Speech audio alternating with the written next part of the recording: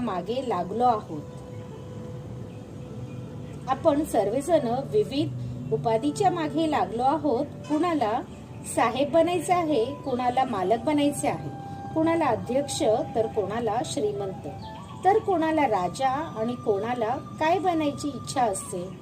जोपर्यंत आपण या उपाधीवर च्या स्तरावर लागू पडतात, पण आपण म्हणजे हे शरीर नाही हे जाणून घेणे ही आध्यात्मिक साक्षात्काराची पहिली पायरी आहे।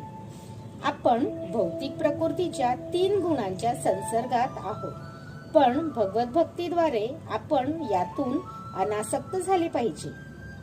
जर आपण भगवत भक्तीमध्ये आसक्त झालो नाही तर आपण भौतिक प्रकृतीच्या 3 गुणांपासून अनासक्त राहूच शकत नाही।